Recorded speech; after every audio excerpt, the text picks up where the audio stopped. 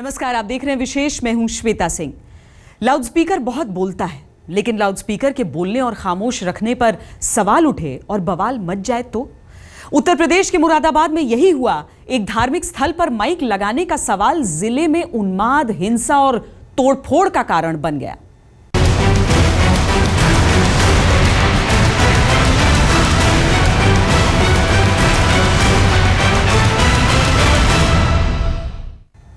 किसी धार्मिक स्थल में लाउडस्पीकर लगाने का सवाल क्या इतना बड़ा हो सकता है कि एक जिला हिंसा की लपटों में घिर जाए? मुजफ्फरनगर का दर्द अभी खत्म नहीं हुआ कि मुरादाबाद में हिंसा भड़क उठी। एक छोटी सी बात पर उत्तर प्रदेश की राजनीति उबल पड़ी।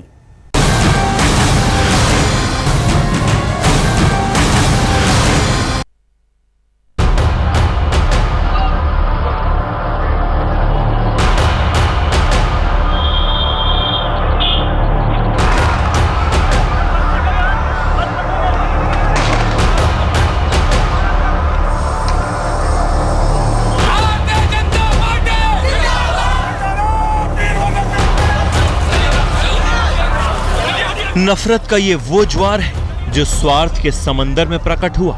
इसकी लहरों में एक शहर की जिंदगी का ताना बाना बिखरने लगा।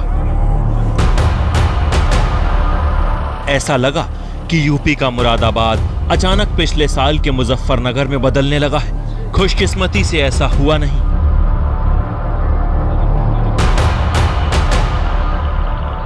हम इसमें पूरी तरह सचेत थे और हमने पूरी फोर्स का इंतजाम कर रखा था, और उसी की बदौलत है कि हमने हिंदू मुस्लिम नहीं होने दिया। ये सिर्फ मोब और पुलिस प्रशासन के बीच में हुआ। कोई यहाँ पे एक छोटी भी घटना हिंदू और मुस्लिम के बीच में, दो समुदाय के बीच में नहीं होने दिया। हिंदू मुस्लिम दोनों लोग इस देश में रहते हैं। किसी की भी धार्मिक भावनाओं को ठेस नहीं पहुँचना चाहिए, वो चाहे मुसलमान हो चाहे हिंदू हो। किसी की धार्मिक भावनाओं को ठेस नहीं पहुँचना चाहिए।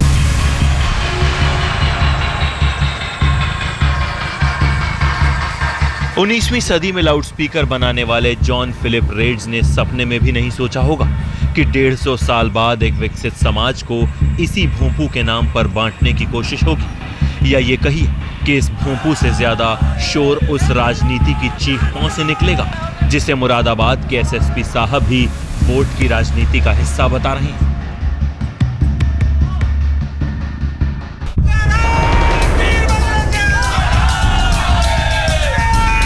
मसला मुरादाबाद में एक धार्मिक स्थल में लाउडस्पीकर का था और बीजेपी के सांसद, विधायक और पूर्व मंत्री ने जब महापंचायत का रुख किया तो बात हाथ से निकल गई। धारा 144 की धज्जियां उड़ने लगी। रेलवे ट्रैक मैदान जंग में तब्दील हो गए। शहर के कांठ इलाके में बीजेपी नेताओं ने उस महापंचायत का ऐलान किया था जिसकी न तो प्रशासन से इजाजत ली गई थी, न कानून व्यवस्था के बारे में सोचा गया था। पंचायत की परमिशन ये देते कहाँ हैं? पंचायत की परमिशन ये देते ही नहीं है कहीं भी।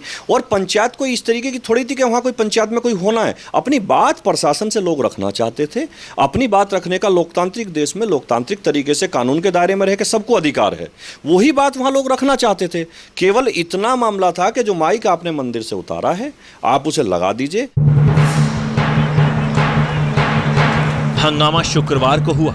धर्म के नाम पर होने वाली महापंचायत ने अचानक खूनी रंग ले लिया। प्रदर्शनकारियों को पटरी से हटाने के लिए पुलिस पहुंची तो दनादन पत्थर चलने लगे।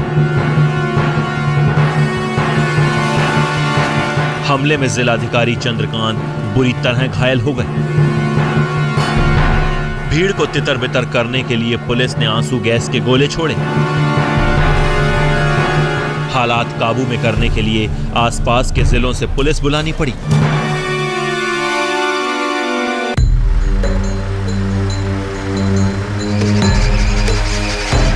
इस मामले की शुरुआत एक धार्मिक स्थल से लाउडस्पीकर उतारे जाने के मुद्दे पर हुई थी। बीजेपी ने ऐलान किया कि मुरादाबाद के कांठ में शुक्रवार की सुबह 11 बजे महापंचायत होगी। प्रशासन ने तनाव देखते हुए धारा 144 लगा दी। महापंचायत के लिए जा रहे बीजेपी कार्यकर्ताओं को हिरासत में ले लिया गया। कांठ की सीमा सील कर दी गई। बीजेपी सांसद नेपाल सिंह, सत्यपाल सैनी, कंवर सिंह तंवर, सर्वेश कुमार सिंह के साथ विधायक संगीत सोम को हिरासत में लिया गया। बीजेपी नेताओं को हिरासत में लिए जाने के बाद हालात और बिगड़ने लगे। हालात बिगड़े तो बीजेपी नेता महापंचायत को अमन और शांति का दूत बताने लगे।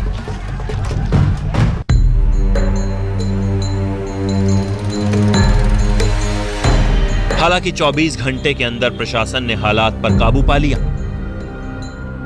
मुरादाबाद के काठ इलाके में हालात काबू में तो हैं, लेकिन स्थिति अभी भी चिंताजनक बनी हुई है।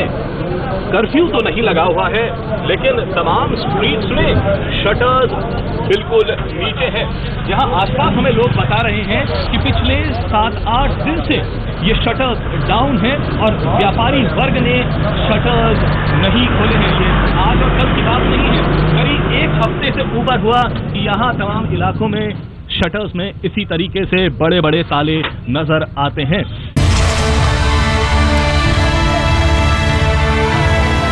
शुक्रवार को मुरादाबाद के सिर पर काल नाच रहा था, लेकिन शुक्र है कि शनिवार होते होते हालात काबू में आ गए। अगर कुछ बची है तो बिगड़े माहौल की आंच पर सियासी रोटी सेंकने की कवायद। गाजियाबाद में बालकृष्ण के साथ पंकज उपाध्याय, मुरादाबाद, आज तक। बीजेपी कहती है कि वो तो शांतिपूर्वक अपनी महापंचायत करने जा रही थी, लेकिन पुलिस का कहना है कि मुरादाबाद की हिंसा को बीजेपी सांसद और दूसरे नेताओं ने जानबूझकर भड़काया। धार्मिक स्थल में लाउडस्पीकर लगाना तो बहाना था, असली मकसद ध्रुवीकरण को बढ़ावा देकर उपचुनाव जीतना है।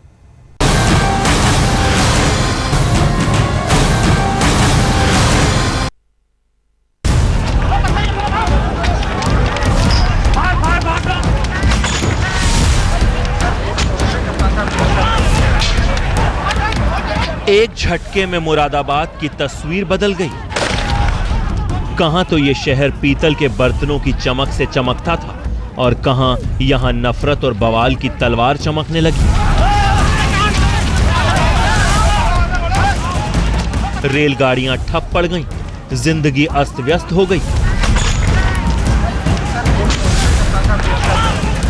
न मरीजों के लिए अस्पताल जाने का इंतजाम रहा, न बच्चों के लिए दूध मिल रहा था। अब हालात ठीक हो रहे हैं। आखिर कैसे एक मंदिर में लगने वाला लाउडस्पीकर नफरत का भोंपू बन गया? बीजेपी कहती है कि सब समाजवादी पार्टी की सरकार का किया धरा है और पुलिस कहती है कि ये सब स्थानीय सांसद कुंवर सर्वेश सिंह का कराया धराया है और इसमें आसपास के तमाम छोटे बड़े बीजेपी नेता थे। पुलिस की माने तो 4 जुलाई को मुरादाबाद में सुलगी आग की चिंगारी तो काफी पहले फूटी थी। पुलिस के मुताबिक कांठ तहसील के अकबरपुर चैदरी गांव में एक मंदिर पर 16 जून को स्थानीय सांसद कुंवर सर्वेश कुमार सिंह ने लाउडस्पीकर लगवा दिया, लेकिन पुलिस ने इस लाउडस्पीकर को उतरवा दिया। इसके बाद ही बीजेपी भड़क गई। प्रशासन का कहना है कि उसका फैसला कानून के दायरे में है, क्योंकि मंदिर में लाउडस्पीकर लगाने की इजाजत सुप्रीम कोर्ट भी नहीं देता। प्रशासन की सख्ती के बाद बीजेपी के नेताओं ने 4 जुलाई को कांठ में ही महापंचायत का फैसला किया। मामला संवेदनशील था, फिर भी बीजेपी के लखनऊ दफ्तर से इसके लिए हरी झंडी मिल गई। इस बीच कुंवर सर्वेश सिंह ने ऐलान कर दिया कि 3 अगस्त से मंदिर में फिर से लाउडस्पीकर लगेगा, लेकिन पुलिस प्रशासन का कहना है कि वो ऐसा कुछ भी नहीं होने देगी जिससे कानून व्यवस्था को खतरा पहुंचे।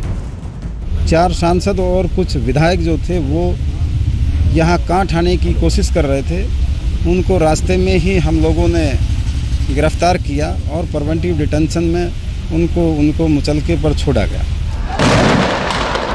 ये पूरा मामला कई गंभीर सवाल भी उठाता है। आखिर लाउडस्पीकर जैसी छोटी बात को लेकर विधायकों सांसदों ने विवाद को हवा क्यों दी? विधायक संगीत सोम, सांसद सर्वेश कुमार सिंह, सत्यपाल सिंह सैनी और कंवर सिंह तंवर आखिर हालात जानते बूझते हुए मौके पर क्यों कूच कर गए? क्या स्थानीय स्तर पर दोनों तरफ के धार्मिक नेताओं के दखल से मसले का हल नहीं निकल सकता था? जब धारा 144 लागू थी तो बीजेपी नेताओं ने महापंचायत में जबरन शामिल होने की कोशिश क्यों की? समाजवादी सरकार ने वक्त रहते मसले को सुलझाने की कोशिश क्यों नहीं की? क्या बीजेपी यूपी में ध्रुवीकरण की राजनीति में फिर से भरपूर हाथ आजमाना चाहती है? सांसद यहाँ पे ठाकुर द्वारा में जहाँ से ये विधायक थे वहाँ से बाई इलेक्शन होना है। उस बाई इलेक्शन को जीतने के लिए ये यहाँ पे ये दो समुदाय में टकराव की स्थिति उत्पन्न कर दें और उसका फ़ायदा ले लें, इसलिए ये सब कर रहा है। ठाकुर द्वारा विधानसभा क्षेत्र है, वहाँ से जहाँ से सर्वेश सिंह विधायक थे। अभी मुजफ्फरनगर के जख्म पूरी तरह भरे भी नहीं कि इधर मुरादाबाद भी तनाव से लाल हो गया। सरकार तो महंगाई जैसे मसलों से जूझ रही है और उनके सांसद विधायक यूपी में लाउडस्पीकर की लड़ाई लड़ रहे हैं। गाजियाबाद में बालकृष्ण के साथ पंकज उपाध्याय, मुरादाबाद आज तक। उधर मुरादाबाद धधका तो इधर राजनीति भी उबलने लगी। बीजेपी और समाजवादी पार्टी आपस में भिड़े तो कांग्रेस और बीएसपी भी इसमें कूद पड़े। बीएसपी का कहना है कि ये तो एसपी बीजेपी की मिली भगत है।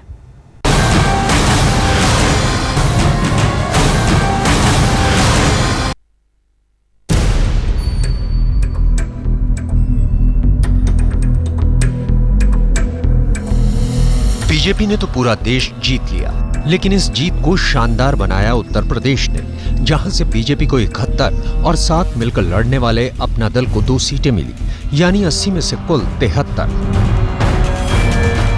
एक सामान्य धारणा है कि यूपी में बीजेपी की प्रचंड जीत के पीछे पिछले साल हुए मुजफ्फरनगर के दंगों का भी हाथ हो सकता है, जिससे ध्रुवीकरण हुआ और बीजेपी उस पर सवार होकर दिल्ली पहुंचने में कामयाब रही। खुद पुलिस ने कह दिया कि ध्रुवीकरण की कोशिश मुरादाबाद में भी हो रही है। तो क्या ये माना जाए कि मुरादाबाद की ताजा घटना पुराने ध्रुवीकरण को दोहराने की एक कोशिश है? क्या मुरादाबाद एक बहाना है? असली निशाना अगले विधानसभा चुनावों में तो उत्तर प्रदेश को जीतना है। इन तीखे सवालों से सीधे सीधे कोई भी टकराना नहीं चाहता, बस दूसरों पर आरोप लगाकर निकल जाना चाहता है, चाहे बीजेपी के नेता हों या समाजवादी पार्टी के थिंक टैंक। दरअसल मुरादाबाद का मसला सीधे सीधे समाजवादी पार्टी बनाम बीजेपी की लड़ाई बन गया है, लेकिन ये लड़ाई तब और तीखी हो गई जब मुरादाबाद के एसएसपी धर्मवीर ने हंगामे के लिए बीजेपी सांसद की राजनीति को दोषी ठहरा दिया। बस बीजेपी भड़क उठी है। शुक्र है कि शनिवार तक मुरादाबाद का तनाव ढल गया। समाजवादी पार्टी और बीजेपी ने एक दूसरे के खिलाफ तलवारें भी भांज ली, लेकिन यूपी की राजनीतिक लड़ाई में 2 और भी खिलाड़ी हैं।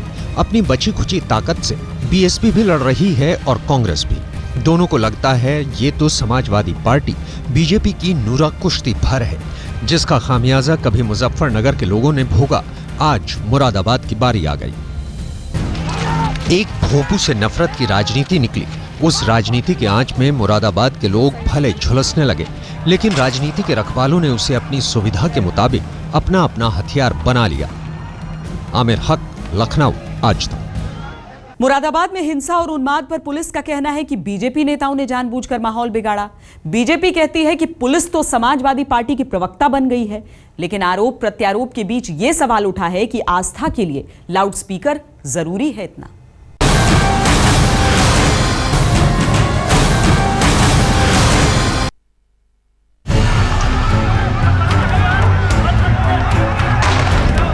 रेलवे ट्रैक तोड़े गए, डीएम को चोट लगी, पुलिस को लाठीचार्ज करना पड़ा, माननीय सांसद और विधायक हिरासत में लिए गए। ये सारा उन्माद मंदिर में लगने वाले एक लाउडस्पीकर के नाम पर हुआ, जिसे बीजेपी ने अपनी महापंचायत से जोड़ दिया।